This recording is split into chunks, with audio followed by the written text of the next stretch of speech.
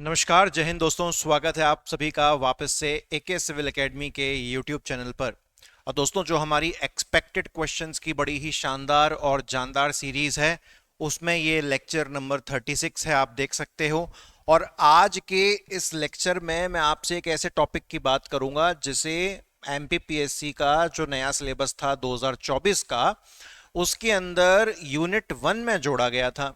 और यूनिट 1 में जो शब्द नया जुड़ा था, जो पहले सिलेबस में नहीं था, उसका नाम था कला एवं संस्कृति, आर्ट एंड कल्चर। और ये art and culture Madhya Pradesh वाला नहीं है। मध्य प्रदेश वाला आर्ट एंड कल्चर तो वो एमपी वाला पोर्शन हो गया, वो तो हमेशा से बरकरार है, पूरी एमपी जी की हमेशा से बरकरार है। उसकी मात्रा इंक्रीज ही होती है, घटती नहीं है। परंतु ये भारत के नजरिए से, कंप्लीट इंडिया के नजरिए से जो आर्ट एंड कल्चर का टॉपिक है, ये वो है। वैसे तो इन्होंने एक बहुत बड़ा सब्जेक्ट यूपीएससी के अंदर आर्ट एंड कल्चर की अपने आप में पूरी एक मोटी सी किताब आती है जो पढ़नी पड़ती है। इन्होंने इतना बड़ा सब्जेक्ट एक छोटा सा टॉपिक बना के डाल दिया। तो इसको करने के दो तीन तरीके हैं। या तो कोई स्टैंडर्ड बुक उठा लो, लूसेंट उठा लो, या किरण पब्लिकेशन की कोई किताब उठा लीजिए, या अरिहंत पब्लिकेशन की वन लाइनर किताब उठा लीजिए, उसमें 20-22 पेज की दे रखी है। तो या तो उतनी वो सीमित पढ़ के चले जाओ। और अगर फिर भी आपको डर लगे तो आज मैंने उसके लिए एक वीडियो यहाँ पे डिजाइन करी है कि पिछले 4-5 महीनों में 2024 के अंदर अंदर जो आर्ट एंड कल्चर की खबरें रही हैं कहीं ना कहीं न्यूज में, तो उन खबरों को मैं आज आपके साथ डील करने वाला हूं। ठीक है, तो आइए देखते हैं, स्टार्ट करते हैं। तो ये हमारा जो पूरा फोकस है आर्ट एंड कल्चर पे रहेगा। आर्ट एंड कल्चर में देखो, त्योहार भी आ सकते हैं, कोई डांस वगैरह भी आ सकता है, या मतलब कुछ भी। बहुत वाइड टॉपिक है। व्यक्ति अक्सर ये समझ लेता है कि इसमें केवल डांस आता है, त्योहार आता है, गाने आते हैं। नहीं, आज के क्वेश्चंस देखना, और उन क्वेश्चंस को देख के आपको मजा आ जाएगा और आपको सच में पता चल जाएगा कि आर्ट एंड कल्चर किस हद तक जा सकता है। तो देखो जी, सबसे पहला क्वेश्चन क्या है। निम्नलिखित में से क्या चीज 50 रुपए का जो नोट होता है उसके पीछे छपी होती है। अब आप कहोगे सर, आर्ट एंड कल्चर का टॉपिक है और आप बता रहे हो कि 50 रुपए के नोट के पीछे क्या छपा होता है। ऑप्शंस देखो। आर्ट एंड कल्चर में गाने, त्योहार, ये सब तो आते ही आते हैं, लेकिन किसी जगह की जो आर्किटेक्चर होता है, वहाँ की जो कोई बिल्डिंग होती है, कोई मंदिर होता है, ये भी आर्ट एंड कल्चर का ही पार्ट माना जाता है दोस्तों। तो आप विकल्प देखें तो विकल्प जितने भी हैं ये सारे कहीं ना कहीं वर्ल्ड हेरिटेज साइट का पार्ट हैं, या तो विश्व धरोहर स्थल का पार्ट हैं, या भारत में एक बहुत ही इंपॉर्टेंट कोई मॉन्यूमेंट है, कोई मंदिर है, या कोई जगह है। तो 50 रुपए के नोट के पीछे इनमें से क्या चीज छपी हुई है। तो दोस्तों, आपने सारे ऑप्शंस पढ़ ही लिए होंगे। सांची स्तूप मध्य प्रदेश में, क्या ये छपा है 50 रुपए के नोट के पीछे? या उड़ीसा में जो कोणार्क का सन टेम्पल है वो छपा हुआ है? या दिल्ली का लाल किला छपा हुआ है? या फिर हम्पी, हम्पी मतलब कर्नाटक में एक जगह आती है, कर्नाटक स्टेट में, तो वहां पर एक पत्थर का रथ टाइप का बनाया हुआ है उन्होंने, स्टोन चैरियट, क्या ये छपा हुआ है? तो दोस्तों, इसमें जो सही विकल्प है वो है ऑप्शन नंबर 4, यानी कि स्टोन चैरियट। कर्नाटक राज्य में जो हम्पी नामक जगह है, जिसे हम विजयनगर डिस्ट्रिक्ट भी कहते हैं बेसिकली, तो वहां पर कुछ कलाकृतियां बनी हुई हैं। तो उन्हीं में से एक स्टोन चैरियट है, पत्थर का रथ, तो वो हमारे 50 रुपए के नोट के पीछे छपा हुआ है। आप देखिएगा, मैं आज दिखाऊंगा अभी आपको। वहीं अगर मैं बात कर लूं हमारे मध्य प्रदेश का जो सांची स्तूप है, तो मध्य प्रदेश का जो सांची स्तूप है, ये आपका 200 रुपए का जो नोट है ना, कुछ भी ऐसी चीज नोट के फ्रंट पे प्रिंट नहीं होती। वहां पर तो बापू रहते हैं अपने, महात्मा गांधी जी, पीछे प्रिंट होता है। तो 200 रुपए के नोट के पीछे सांची स्तूप बना हुआ है। उड़ीसा का जो कोणार्क का सन टेम्पल है, ये आपके 10 रुपए के नोट के पीछे बना हुआ है। उसके बाद जो आपका दिल्ली का लाल किला है, ये आपके 500 रुपए के नोट के पीछे बना हुआ है। ठीक है, तो इसको याद रखिएगा। अब मैं आपको कुछ फोटोज भी दिखा देता हूं, तो वो भी आप देख लो। इसमें तो ऑप्शन नंबर डी जो है सही आंसर था। जैसे कि ये 10 रुपए का नोट है, तो ये जो आप देख रहे हो ये उड़ीसा का कोणार्क मंदिर है। देखो नीचे लिखा भी हुआ है, अगर आप देखना चाहो तो जूम करके दिखाऊं। सूर्य मंदिर, कोणार्क, सन टेम्पल, ठीक है, ऐसे करके ये लिखा हुआ है। उसके बाद और देखें, ये आपका 50 रुपए वाला नोट है जो मैंने आज क्वेश्चन दिया था, तो ये रथ टाइप का बना हुआ है, नीचे यहाँ पे लिखा भी हुआ है हम्पी, है ना। उसके बाद ये अपना 100 रुपए वाला नोट है, 100 रुपए वाले नोट के नीचे लिखा होता है रानी की वाव। रानी की वाव ये गुजरात में आता है, रानी की वाव 100 रुपए वाला नोट है, इसको भी आप याद रखना। और यहाँ पर सबसे, देखो मैं पक्षपात नहीं कर रहा, लेकिन सबसे खूबसूरत जो नोट है वो 200 रुपए का नोट है, और सांची स्तूप सबसे ज्यादा सुंदर लग रहा है। अब आप मानो नहीं मानो वो आपकी मर्जी है, लेकिन मुझे तो सबसे ज्यादा सुंदर यही लग रहा है। और 500 रुपए के नोट के पीछे फिर लाल किला हमको देखने को मिल रहा है, ठीक है। तो आपने यहां पर मेन मकसद नोट वाला क्वेश्चन नहीं था, यहां पर मेन मकसद क्या था, यहां पर मेन मकसद ये था कि जो मॉन्यूमेंट्स हैं उनकी बेसिकली आपको जानकारी देना, ठीक है। तो ये नोट के बारे में पढ़ाना ये बिल्कुल भी उद्देश्य नहीं था। क्वेश्चन मॉन्यूमेंट से संबंधित थे। थोड़ा सा एक मिनट रुकिएगा, कुछ गड़बड़ इसमें हो रही, ठीक है। अब देखो जी, अगला अगला क्वेश्चन क्या कह रहा है कि एक मंदिर है जिसका नाम है विरूपक्षा, विरूपाक्ष, हिंदी में तो विरूपाक्ष लिखा हुआ है, चलो विरूपक्षा बोल, मैंने विरूपक्षा पढ़ा था। तो विरूपक्षा मंदिर ये कौन से स्टेट में आता है? क्या ये कर्नाटक में आता है, क्या ये तमिलनाडु में आता है, क्या ये तेलंगाना में आता है, क्या ये केरल में आता है? तो ये भी कुछ दिनों पहले खबर में था कि इसकी कुछ बारिश के चलते कुछ ढह गया था थोड़ा सा इसका कुछ पोर्शन। तो जो विरूपक्षा मंदिर है दोस्तों, ये आता है कर्नाटक में। कहाँ आता है ये? कर्नाटक में। थोड़ी देर पहले अभी मैं आपको हम्पी का नाम बता रहा था, तो कर्नाटक में जो हम्पी नामक जगह है, कर्नाटक में जो हम्पी नामक जगह है, ये वहीं पर आता है विरूपक्षा मंदिर, याद रखिएगा, ओके। उसके बाद अगला क्वेश्चन देखें तो जरा, अगला क्वेश्चन हमसे क्या कहता है, ठीक है, इसको थोड़ा इधर कर देते हैं। अगला क्वेश्चन दोस्तों हमसे पूछ रहा है कि निम्नलिखित में से, अभी क्वेश्चन समझना, क्वेश्चन बहुत टेढ़ा है। एक दोस्तों चीज होती है जिसको हम कहते हैं यूनेस्को का memory of the world program, ठीक है। यूनेस्को का एक memory of the world program होता है, और इस प्रोग्राम के अंतर्गत इंडिया के 3 साहित्यिक कामों को, यानी कि 3 लिटरेरी वर्क्स को, 3 किताबें आप समझ लो, जिनको शामिल किया गया है। नीचे 4 विकल्प दे रखे हैं, और ये आपसे पूछ रहा है कि उन 3 किताबों में से, मतलब आपको ये बताना है कि 3 किताबों को शामिल किया गया है, तो ठीक है, लेकिन इनमें से कौन सा ऑप्शन नहीं शामिल किया गया है, मतलब not among the recently added. अर्थात यूनेस्को की मेमोरी ऑफ द वर्ल्ड कार्यक्रम में भारत के 3 साहित्यिक कार्यों को शामिल किया गया है, और लेकिन इनमें से वो गलत वाला ऑप्शन कौन सा है जिसको शामिल नहीं किया गया है। तो आपको गलत वाला पहचानना है, ना कि सही वाला, क्योंकि सही वाले तो 3 हैं, इसमें इसमें सही वाले 3 हैं। आपको कौन सा पहचानना है? गलत वाला। समय लेके पहले क्वेश्चन पढ़ना, एग्जाम में अक्सर भूल हो जाती है। तो क्या रामचरितमानस को शामिल नहीं किया गया है? क्या पंचतंत्र को शामिल नहीं किया गया है? क्या भगवत गीता को शामिल नहीं किया गया है? या फिर आपका सहद्र सहद्र लोक लोचन को शामिल नहीं किया गया है? काफी लंबी स्पेलिंग है, सहद्र लोक लोचन, तो इसको शामिल नहीं किया गया। तो आप बताइए इनमें से कौन सा आपको लगता है जिसको नहीं शामिल किया गया है, कहां पर? यूनेस्को का memory of the world program में। तो दोस्तों जो इसमें सही आंसर है वो है भगवत गीता। तो भगवत गीता को शामिल नहीं किया गया है, तो यहां से आपको आपका उत्तर जो है मिल चुका है। तो यूनेस्को की मेमोरी ऑफ द वर्ल्ड, यानी कि MOW, और MOW की भी, इसकी भी एक एशिया वाली कैटेगरी होती है। कौन सी वाली कैटेगरी होती है? एशिया वाली कैटेगरी। तो उसके अंदर 3 चीजों को शामिल किया गया है, रामचरितमानस, पंचतंत्र और सहृदय लोक लोचन। ये 3, फोर्थ वाला, सेकंड वाला और फर्स्ट वाला, इनको शामिल किया गया है, और भगवत गीता को शामिल नहीं किया गया है। तो इस क्वेश्चन के हिसाब से हमारा जो ऑप्शन नंबर 3 है वो सही है, ठीक है। चलो इसके बारे में थोड़ी सी आपको जानकारी जो है दे देते हैं यहाँ पर, ठीक है। जानकारी थोड़ी सी इसकी आप ले लीजिए, ताकि थोड़ा सा आपको नया ना लगे ये। देखो भाई ध्यान से, रामचरितमानस के लिए क्या कहा गया है, किसके द्वारा लिखी गई है रामचरितमानस? तुलसीदास जी के द्वारा, ठीक है। किस भाषा में लिखी गई है?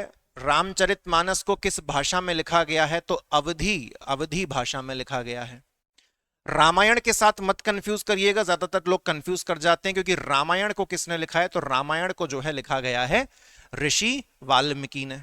और रामायण को किस भाषा में लिखा है? रामायण को संस्कृत भाषा में लिखा है। ठीक है। अच्छा, उसके बाद पंचतंत्र को भी शामिल, रामचरितमानस को शामिल किया गया है memory of the world program में, पंचतंत्र को शामिल किया गया है। पंचतंत्र किसके द्वारा लिखी गई है? तो एक राजा थे, राजा अमर शक्ति। तो इनके एक दरबारी कवि थे, कवि मत कहो, एक दरबारी स्कॉलर कह लो आप, है ना, विद्वान, जिनका नाम था क्या नाम था? विष्णु शर्मा। तो विष्णु शर्मा जी के द्वारा पंचतंत्र नामक जो किताब है वो लिखी गई थी। कौन सी भाषा में ये लिखी गई है, क्या ये हमको दे रखा है? दोस्तों वैसे तो ये तीनों ही हाँ, केवल ये वाली अवधी भाषा में है रामचरितमानस, बाकी पंचतंत्र भी संस्कृत में है और सरहद्य लोचन भी, ये भी आपकी संस्कृत भाषा में ही लिखी गई है। तो यहाँ पर भी देखो संस्कृत में लिखी गई है और यहाँ पर भी जो है संस्कृत में इसको लिखा गया है। पंचतंत्र का बाद में जो है अनुवाद भी किया गया था एक पहलवी भाषा, जो कि एक ईरानियन लैंग्वेज है। सरहद्य लोक लोचन के बारे में अगर हम देखें तो इसके रचिता कौन है? तो इसको लिखा गया है आचार्य आनंद वर्धन ने, संस्कृत भाषा में लिखा गया है। और आचार्य आनंद वर्धन के बारे में एक खास चीज आप जान लीजिए कि इनका जो ताल्लुकात है ये कश्मीर से है, ये कश्मीर में रहते थे। तो कश्मीर शब्द से इन तीनों में से संबंध किससे है? सरहद्य लोक लोचन से। ओके, तो इनको याद रखिएगा। थोड़ी सी डिटेल मैंने इसलिए डाली कि हो सकता है आड़े टेढ़े क्वेश्चन जो हिस्ट्री के नाम पे पूछ लिए जाते हैं उनमें ये आ सकता है। उसके बाद रिसेंटली वो गवर्नमेंट का कौन सा ब्रॉडकास्टर कंपनी है? ब्रॉडकास्टर समझते हो, किसी चीज को ब्रॉडकास्ट करके आपके टेलीविजन वगैरह तक पहुंचा देना। तो गवर्नमेंट की वो कौन सी ब्रॉडकास्टिंग कंपनी है जो अपना खुद का ओटीटी चैनल स्टार्ट करने वाली है?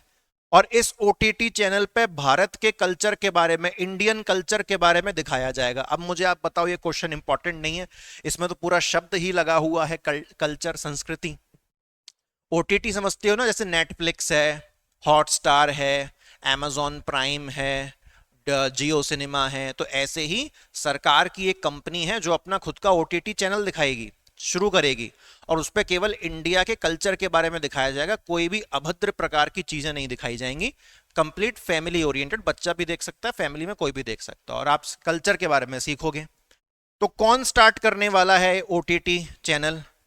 दूरदर्शन, प्रसार भारती, आकाशवाणी या डीडी न्यूज? तो आप सही विकल्प चुनने का प्रयास करिएगा। मैं आपको बता देता हूं, इसमें जो सही आंसर है दोस्तों वो है प्रसार भारती। अब एक चीज आप जान लीजिए, सरकार के पास केवल एक ही गवर्नमेंट ब्रॉडकास्टर कंपनी है एक तरीके से, उसका नाम क्या है दोस्तों? प्रसार भारती। अब ये जो प्रसार भारती है इसी के दो प्रोडक्ट हैं। एक प्रोडक्ट इसका दूरदर्शन है, एक प्रोडक्ट इसका दूरदर्शन है और दूसरा प्रोडक्ट इसका आकाशवाणी है। तो आज आपने इससे क्या सीखा कि गवर्नमेंट की जो ब्रॉडकास्टिंग कंपनी है उसका नाम क्या है? प्रसार भारती। और प्रसार भारती और दूरदर्शन और आकाशवाणी कोई अलग अलग चीज नहीं है।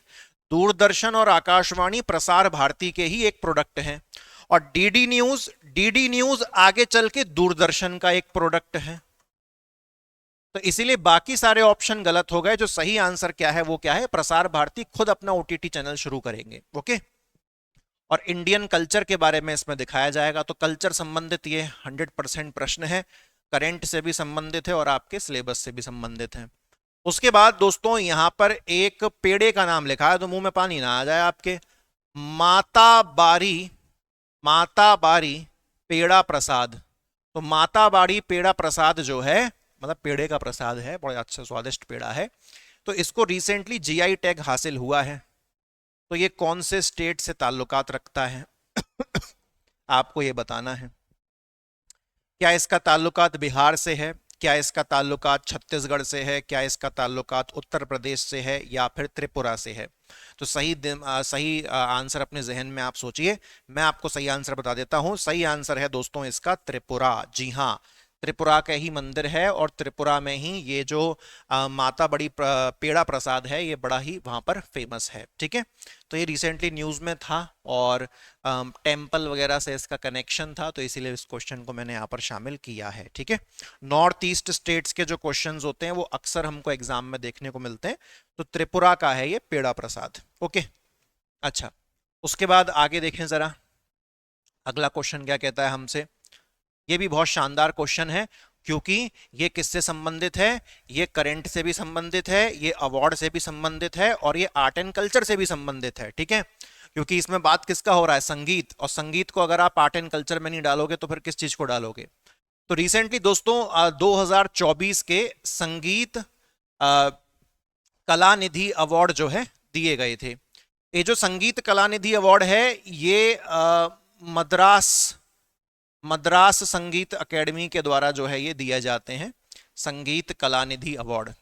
तो ये 2024 का जो संगीत कला निधि अवार्ड है ये किसे दिया गया है। ऑप्शंस एक बार देख लेते हैं। MS सुब्बुलक्ष्मी, नीना प्रसाद, PM कृष्णा या सेमन्नगुडी श्रीनिवास अय्यर। अभी ऑप्शंस देख के आपने सिर अगर पकड़ लिया है तो टेंशन मत लो, बता रहा हूं आपको सही आंसर। तो दोस्तों 2024 का संगीत कला निधि अवार्ड, संगीत के क्षेत्र में कला निधि अवार्ड ये जीता है दोस्तों TM कृष्णा। जी है, याद रखिएगा। ठीक है, कृष्ण जी अपनी बांसुरी बजा रहे हैं, तो बिल्कुल बांसुरी से ही संगीत को आपको ताल्लुकात रख के चलना है। और वहीं पर याद रखना है कि ये जो नीना प्रसाद जी हैं इनको भी यही सेम अवार्ड मिला है, लेकिन यहां पर संगीत की जगह जो है कौन सा है, इनको डांस के लिए मिला है। बस इतना आपको याद रखना है। ठीक है, अच्छा, उसके बाद और देखें अगला क्वेश्चन। अगला क्वेश्चन क्या कहता है, अगला क्वेश्चन कहता है भैया, ये बहुत अच्छा क्वेश्चन है, बहुत इंपॉर्टेंट क्वेश्चन है।